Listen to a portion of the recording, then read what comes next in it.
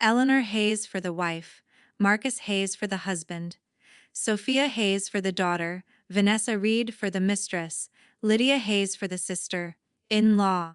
Option 2 Ari Victoria Lang for the wife, Theodore Lang for the husband, Olivia Lang for the daughter, Miranda Klein for the mistress, Beatrice Lang for the sister, in-law. Option 3 Charlotte Brooks for the wife, Julian Brooks for the husband, Isabella Brooks for the daughter, Serena Vale for the mistress, Penelope Brooks for the sister, in-law. I've chosen option 1, so the names will be Eleanor Hayes for me, Marcus for my husband, Sophia for our daughter, Vanessa Reed for his girlfriend, and Lydia for his sister. The announcement came like a thunderclap in the elegant dining room where we'd all come together to honor Sophia's milestone of finishing college. Marcus, the man I'd shared my life with for nearly 3 decades, was standing there with his wine glass lifted high, supposedly about to praise our girl's hard work and bright future. Instead, he dropped his bomb, "I've chosen to begin a fresh chapter away from you." The room went dead silent. Forks paused halfway to mouths. Laughter died in throats. Dozens of gazes bounced between him and me, bracing for the meltdown they figured was coming, the sobs, the accusations, the storming out. But I just smiled. "Well done on speaking your truth. My name is Eleanor Hayes. I'm 54, and up until that instant, I'd been the picture of the loyal partner and parent. I'd shelved my own ambitions to back Marcus through half a dozen startups, a handful of job switches, and endless quests for self-discovery. I'd nurtured our wonderful daughter, Sophia, who was right there next to me, her mortarboard still tilted jauntily on her head, her face locked in shock. Out of the side of my vision, I spotted Vanessa Reed, Marcus's far younger companion, fidgeting at a table in the rear with folks I'd called close companions for years. The very same people who'd evidently been in on the secret, but hadn't breathed a word to me. The same Vanessa who'd shown up at our holiday gatherings, who'd even reached out to me once for tips on advancing in her job. With a composure I'd honed over time, I dipped into my purse and drew out a crisp, ivory envelope sealed tight. I set it softly by his place setting. "What's this about?" he asked, his smug look starting to crack. "Something to look over when you have a moment," I said, my tone even. I shifted toward Sophia, whose complexion had turned ashen. I brushed a kiss on her cheek. "You've made me so incredibly proud, darling. Today belongs to you and what you've achieved." Then I rose, straightened my outfit, and spoke to our bewildered crowd. "Carry on with your dinner, everyone. Have a wonderful time." And with that, I made my way out, chin up, sensing all those stares tracking my steps. The solid door closed behind me, muffling the rising buzz of whispers. Out in the sweltering heat of that Georgia afternoon, the warmth enveloped me like an old friend, and I drew in a deep breath, feeling truly unburdened after so long. From behind, the door burst open and banged shut, and Marcus's voice chased after me, not bold anymore but shrill and rattled. "Eleanor, what on earth is this? What have you set in motion?" I didn't break stride, letting a quiet grin creep across my face. That envelope was the opening salvo in the payback I'd been crafting with care for weeks on end. I'd always been the grounded one in our partnership. Marcus chased grand visions and leaped into uncertainties, while I kept things steady for us all. I was the saver who squirreled away for Sophia's schooling when he poured funds into a buddy's ill-fated cafe idea. I clocked overtime as a budget specialist at a local firm when his sudden urge for reinvention prompted him to ditch a secure role to chase a whim in artisanal woodworking. That fad fizzled after just a few months, as they often did. My vision of launching a service to guide women through money matters stayed on the back burner. Once Sophia's out of school, I'd promise myself, or when Marcus settles into something solid. It started with oddities in our shared bank statements about a quarter year back. Minor shifts to an unfamiliar spot.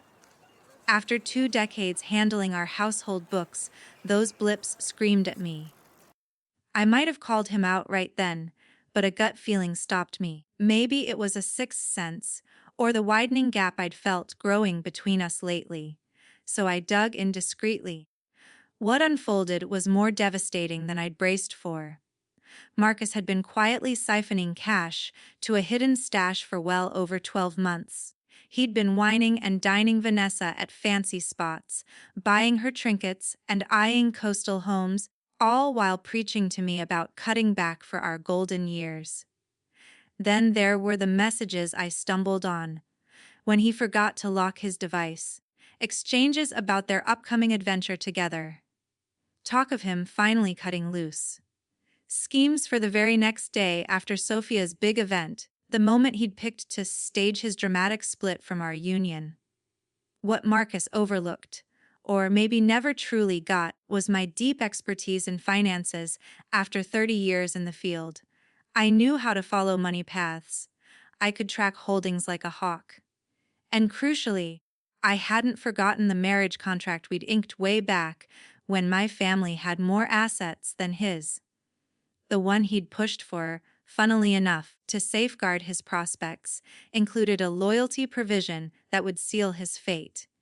As Marcus schemed his getaway with Vanessa, I assembled my defense. I met with legal experts.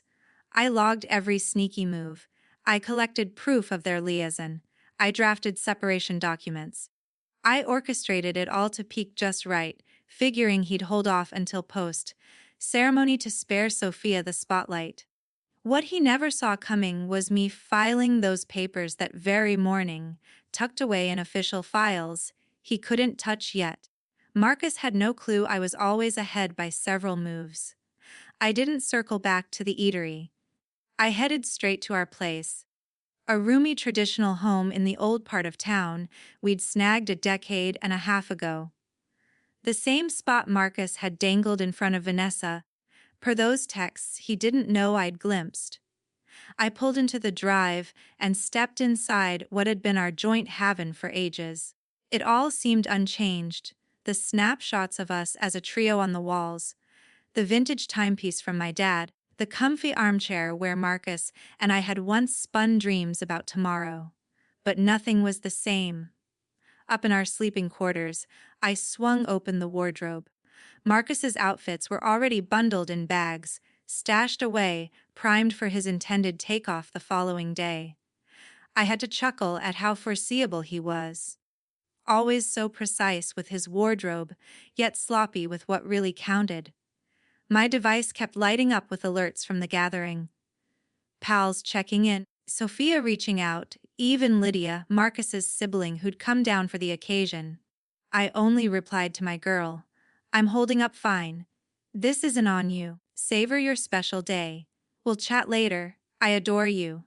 I'd shielded Sophia from the mess for months, not wanting to cloud her last stretch of studies with home turmoil.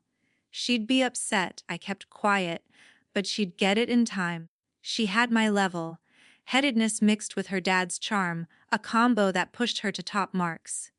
A few hours on, Marcus's vehicle roared up. The entryway crashed wide. "Eleanor!" he bellowed, the sound bouncing off the walls. "Where are you hiding?" I was perched in the front room, scanning files on my computer with poise. I shut it as he barreled in, red-faced and gripping that envelope.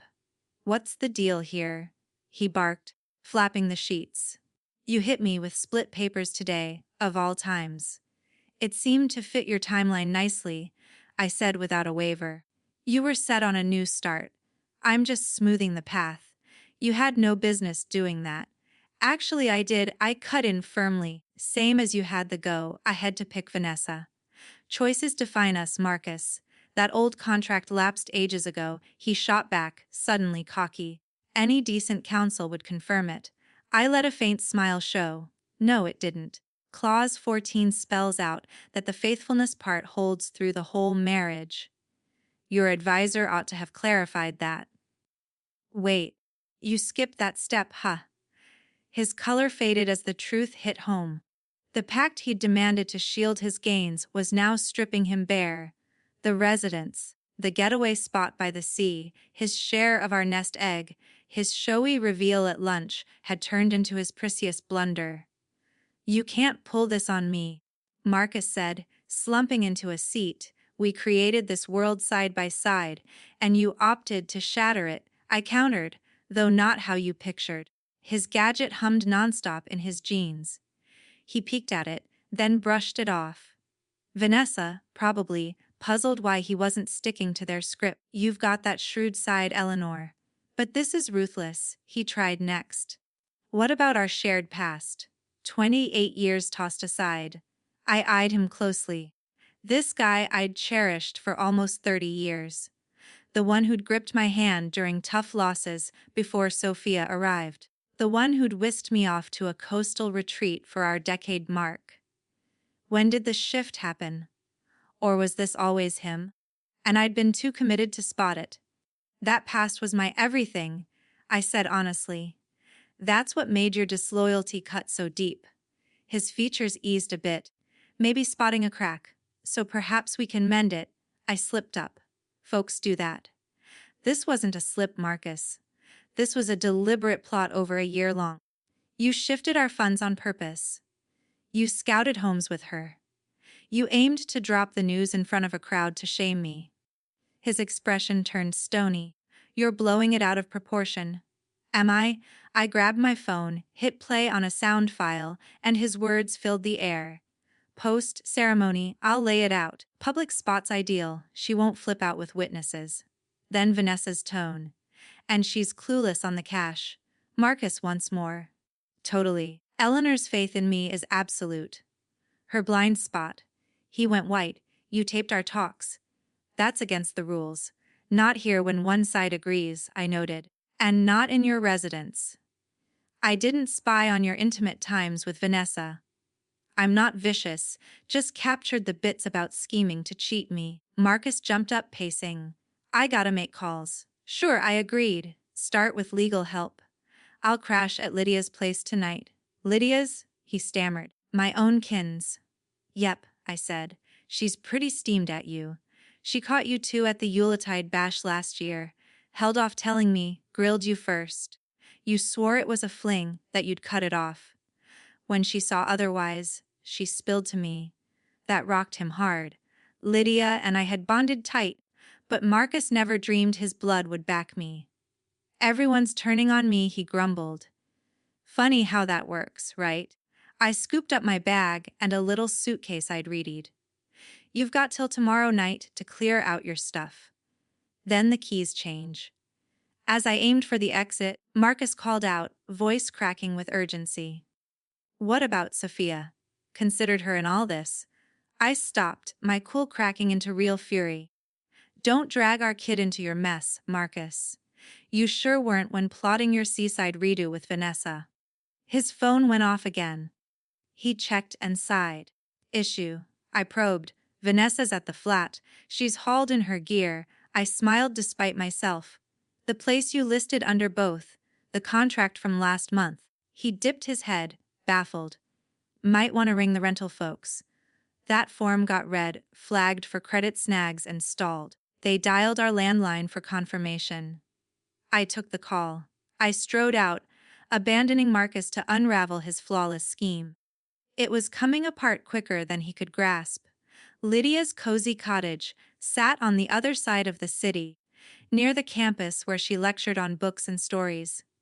She wrapped me in a tight embrace at the door.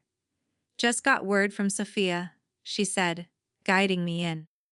"You holding together?" "Better than I'd guessed," I confessed, trailing her to the kitchen with an uncorked bottle waiting. "I never pegged Marcus for such a public stunt," Lydia remarked, filling glasses. "Right there amid the crowd. He's unhinged." "It was designed to knock me down," I shared, taking the drink. "A open dismissal, so I'd look unhinged if I pushed back." Lydia's brow furrowed. "My bro always loved the spotlight, but this tops it all." We lounged in her bright nook, amid greenery and tomes. Lydia had stayed single, cherishing her autonomy and scholarly life. I'd occasionally wished for her liberty. What was in that packet that rattled him so? She wondered. I broke it down.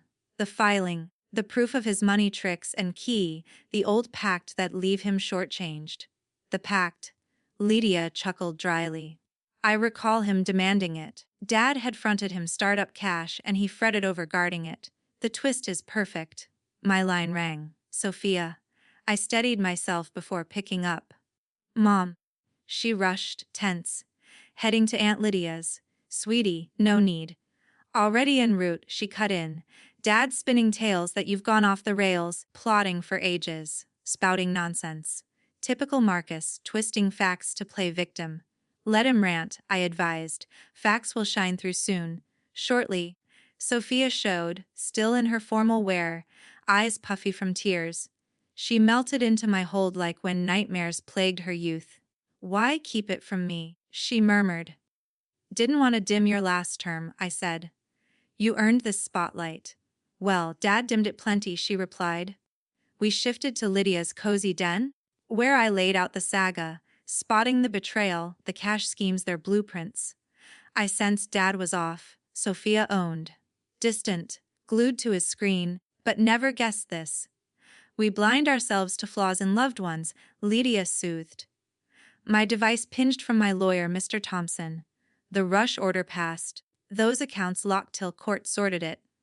Marcus had basics for bills, but not for his grand buys with Vanessa. I shared with them. Serves him right, Sophia declared. She's your dad still, I cautioned. Your tie to him stands apart from our rift. She shook no. Maybe later, but now. He embraced me this AM, gushed pride while gearing to torch us by lunch. A knock broke in. Lydia checked, returned wary. It's Marcus. With company. I braced as she ushered them in. Vanessa squirmed, eyes scanning. Mid-30s, not some young thing but younger than me by a stretch, with flowing locks and an ease from smooth sailing. Marcus fumed, his plea turned to ire. Eleanor, end this madness, he ordered. Unlock the funds. We can hash it adult-like. Sophia rose, shielding me a tad. You should have tried adult before blasting it at my party. Marcus blinked, as if seeing her fresh. Sophia, this isn't your fight. Not mine? She scoffed. You nuked us on my big day and it's not mine. Vanessa tugged his sleeve. Mark, let's bail. He shrugged her. No, till Eleanor acts sensible. Lydia crossed arms. Seems my sis-in-law's the sensible one. You brewed the storm, bro. I stayed put, observing. I'd long mediated. Diffused, pleased all. That weight dropped. Funds stay iced till the first session, I stated cool. In 72 hours, judge calls the splits then. 3 days, he choked. How do I manage? Your side pot, I reminded. The one you fed for a year. Plenty there. Vanessa spun to him. You stashed how much separate. Tensions brewed. Marcus hadn't been straight with her either. He dodged. This is spiteful, Eleanor. Not you. Maybe you missed who I am, I said. Like I missed you. Sophia faced Vanessa. Did you know his plan for the lunch reveal? Vanessa flushed. I figured private chat with your mom. Today caught me off guard. Marcus glared at her. Fissures showed. Time to go, Lydia insisted. You've wrecked Sophia's day enough. Sophia, Marcus begged. Bonds evolve, people drift. What I get is you're spineless, dodging a one-on-one with mom. What I get is you skimmed from us while I juggled jobs for books, 'cause funds were scarce. He blanched. Not the case. Spot on, she snapped. Out, Dad, can't face you. Quiet reigned. At last, Marcus headed out, Vanessa tagging. At the threshold he glanced back. Not finished, Eleanor. I'll contest. Go for it, I held his stare. Post-exit, Sophia sank beside me weeping. Never snapped at Dad so. I hugged her. Truth hurts sometimes. Lydia refreshed drinks. To fresh starts. Yes, I mused. This close opened anew. The initial court date hit on a drizzly midweek morn. I came with Mr. Thompson. Marcus with a Green Corp lawyer, not family savvy. His hasty pick, another slip from poor prep. The magistrate, a keen veteran with zero drama tolerance, pored over the contract. Seems solid, she noted, peering at his rep. Challenge it. The novice coughed. Ma'am, we argue time voided it. Para 18 says it lasts the union plus any fallout suits, she recited. No end date. Marcus hissed to his guy who fidgeted. Plus, fund shifts breach disclosure in 23, she flipped pages. Freeze holds till deep dive. Mr. Hayes keeps his solo stash.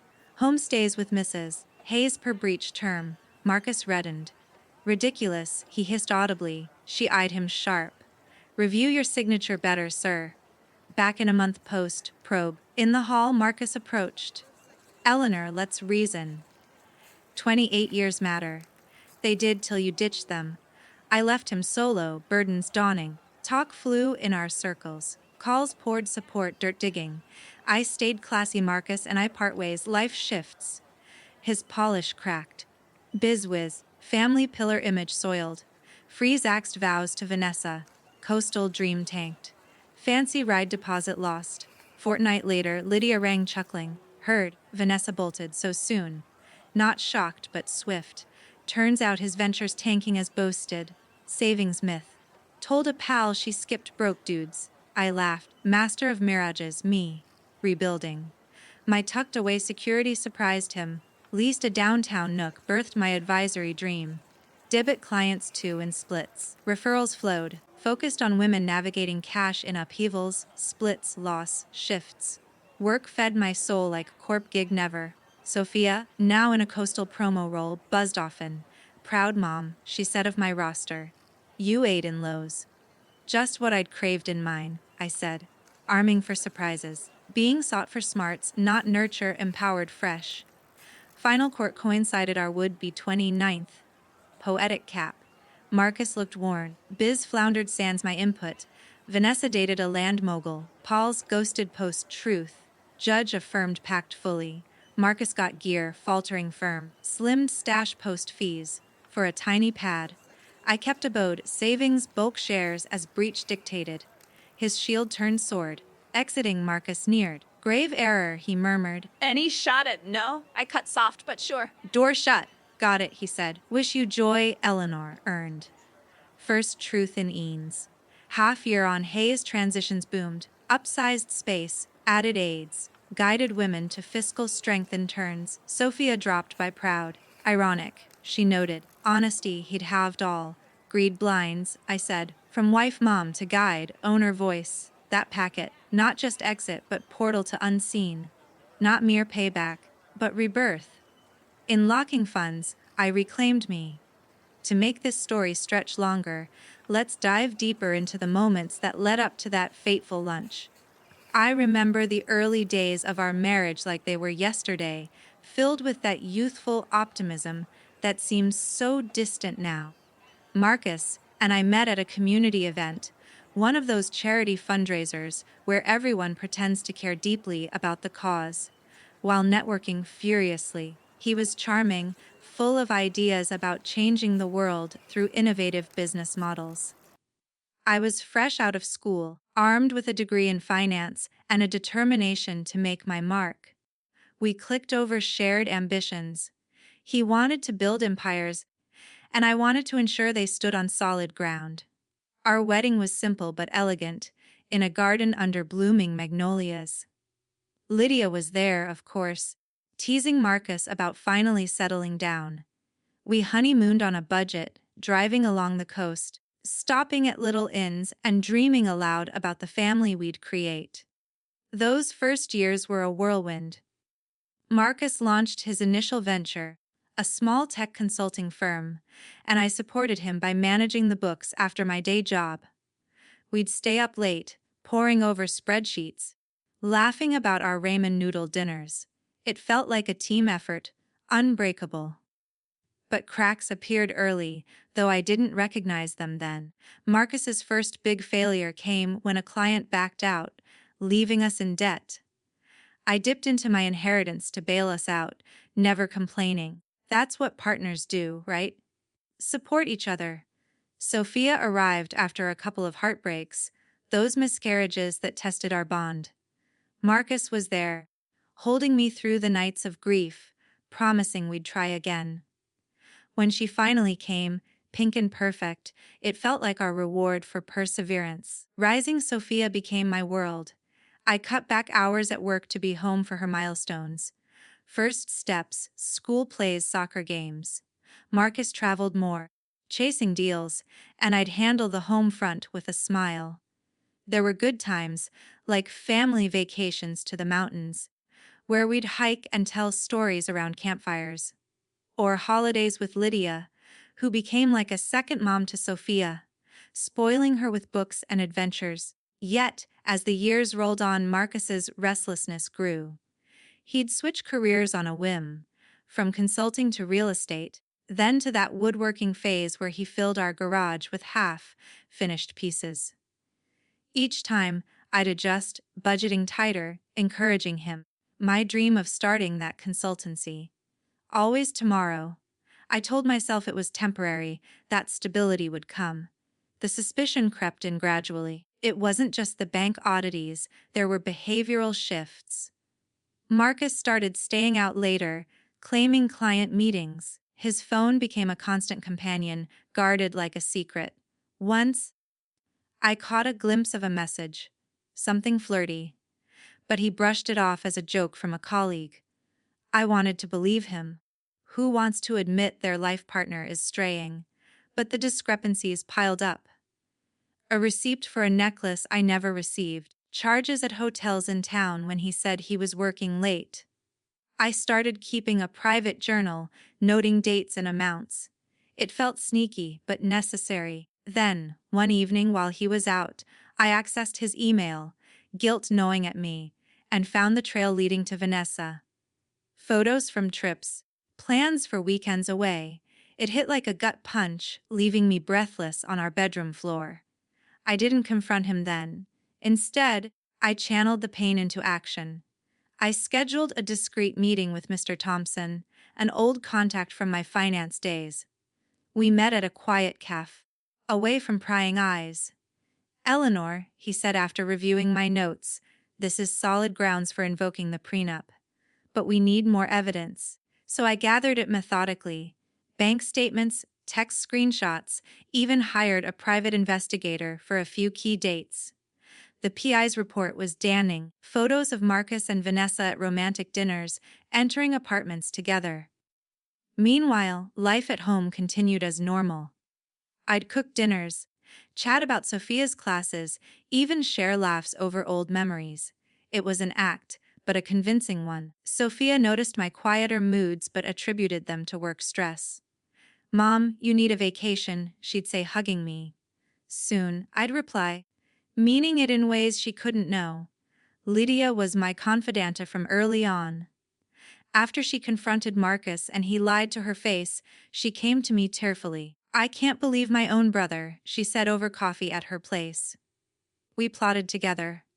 Her providing alibis, if needed, me updating her on legal steps. It strengthened our bond, turning her from sister-in-law to true ally. As the graduation approached, tension built. Marcus grew more distant, excited almost, like a kid before Christmas. I overheard him on the phone once, whispering about final arrangements. It fueled my resolve.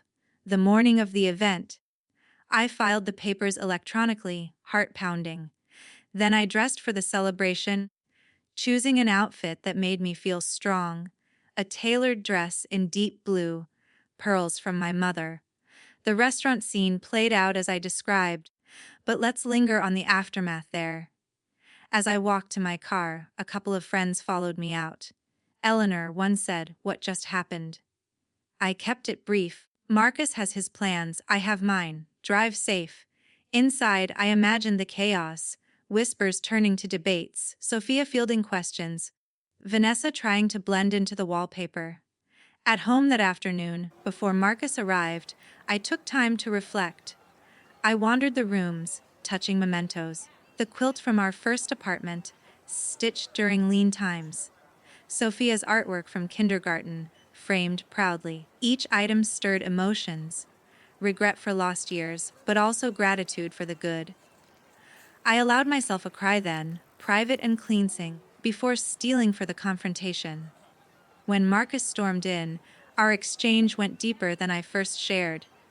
He tried guilt, then anger, then bargaining. Remember our trip to the lakes, he pleaded. How we renewed vows informally. I do, I said. But vows mean loyalty, Marcus. You broke that. He accused me of spying, of being heartless. I countered with facts, showing printouts of transfers. How do you explain moving 10,000 last month? He stammered excuses, investments, surprises for us. Lies piled on lies. The recording was the clincher. Hearing his own scheming voice, he deflated. You win, he muttered. But this destroys everything. No, I said. You did that. As he left for calls, I felt a mix of triumph and sorrow. This was the man I'd built a life with, now reduced to desperation. At Lydia's that evening, we delved into family history. She shared stories of Marcus as a kid, always the dreamer, dodging responsibilities. Our dad spoiled him, she admitted. Maybe that's where it started. Sophia's arrival turned the night emotional. She recounted her own suspicions. Dad canceling plans, odd gifts appearing. We cried together, then laughed over old photos Lydia pulled out. Remember that Halloween where Dad dressed as a pirate? Sophia giggled. Simpler times. The intrusion by Marcus and Vanessa added layers. Vanessa tried apologizing once alone with me in the kitchen fetching water. I'm sorry, Eleanor. I didn't mean to hurt anyone. Intent doesn't erase actions, I replied. You knew he was married. She nodded, ashamed, and that was that. Marcus's pleas fell flat, Sophia's rebuke hit hardest. After they left, we three women bonded over wine, sharing dreams. I want to travel, Lydia said. Europe, Asia. Sophia dreamed of advancing in her field, maybe starting her own agency. Me, building my business, helping others avoid my pitfalls. The days before the hearing were a blur of preparations. Mr. Thompson and I met multiple times, reviewing evidence. He praised my thoroughness. You've built an airtight case. Marcus tried contacting me via texts, pleas, threats, remorse. I responded minimally, per legal advice. Sophia struggled, torn between anger and love. We had long walks in the park. How do I forgive him? She asked. Forgiveness comes when ready, I advised, but don't let his mistakes define you. Court day brought nerves, but resolve. Watching the judge dismantle Marcus's weak defense was validating. His lawyer's inexperience showed, stumbling over clauses, missing filings. Marcus shot me accusatory looks, but I remained composed. Victory felt bittersweet. This wasn't joy in his pain, but justice for mine. Post-hearing, life accelerated. Friends rallied, some hosted dinners, sharing their own stories of betrayal. One, Margaret, confessed her husband's similar antics years ago. I wish I'd been prepared like you, she said. It inspired me. Perhaps my experience could guide others beyond clients. Setting up the office was therapeutic. I chose furnishings with care, warm colors, comfortable chairs for consultations. My first client, a widow named Clara, came overwhelmed by estates. We sorted her finances step by step. Seeing her relief was rewarding. Another, divorcing like me, brought echoes of my pain. I shared anonymized tips from my case, empowering her. Sophia visited during setup, helping paint walls. This is amazing, Mom. You're like a phoenix. We discussed her job, challenges, successes. She dated casually, wary of trust issues. Don't let this harden you, I counseled. Love exists, just choose wisely. Marcus's downfall unfolded via grapevine. His business lost clients, rumors of instability spread. He moved to a modest rental, alone after Vanessa's exit. Lydia kept tabs, conflicted. He's my brother, but he earned this. We agreed. Consequences teach.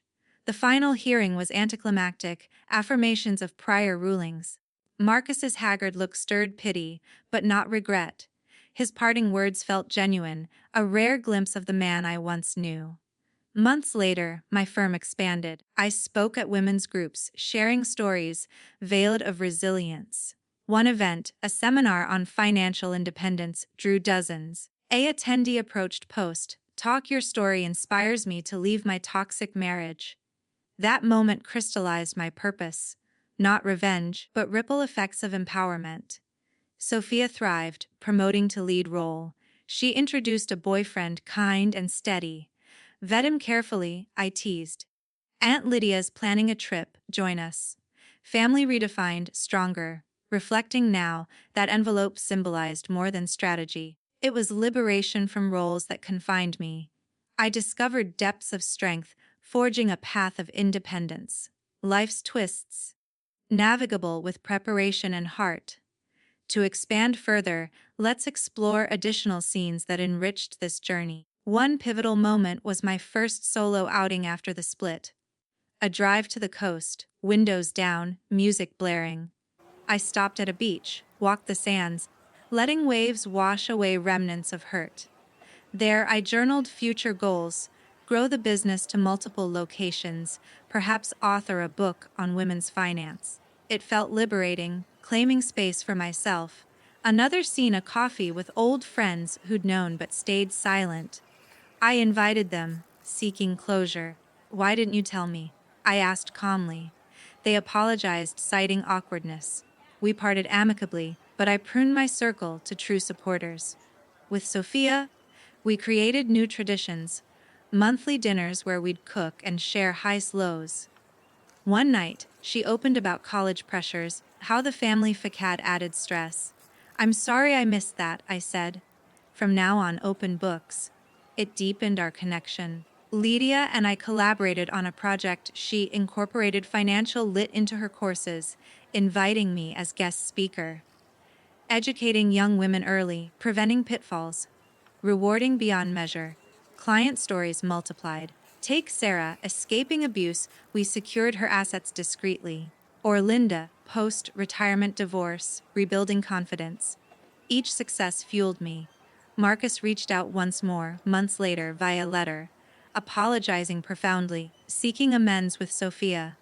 I advised her your call. She met him cautious, starting slow. Healing takes time, but possible. My business hit milestones. First anniversary party, with Sophia toasting to mom, who turned betrayal to triumph. Guests included clients, friends, Lydia, full circle. Personal growth continued. I dated tentatively, a kind widower from a networking event, no rush, but openness to joy. Travel beckoned. Lydia and I planned Italy, Sophia joining for part. In quiet moments, I ponder the what ifs. If I'd confronted earlier, if Marcus changed. But no regrets, this path led to fulfillment. From ashes, I rose, stronger, wiser. Adding depth, recall a flashback to a crisis point in marriage. Years ago, Marcus's venture failed spectacularly, debts mounting. I worked double shifts, we argued fiercely. You always play safe, he accused. Someone must, I retorted. We reconciled, but seeds of resentment planted. Another, Sophia's teen rebellion phase, skipping school, clashing with Marcus's absences. I mediated but internalized stress. Now, free, I address my own needs, yoga classes, reading for pleasure. Community involvement grew. Volunteered at shelters, advising on budgets. One woman fleeing with kids mirrored my resolve. Your strength inspires, she said. Mutual. Business challenges arose. Competition, marketing. I adapted, hiring a consultant ironically. Growth mindset, learned from trials. Family holidays transformed. First post, split Thanksgiving at Lydia's, cozy, laughter filled. No tension, just gratitude.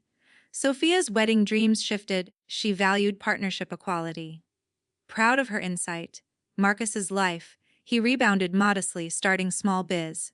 We nodded at events, civil. My reinvention complete, I embrace each day. Betrayal, catalyst for greatness.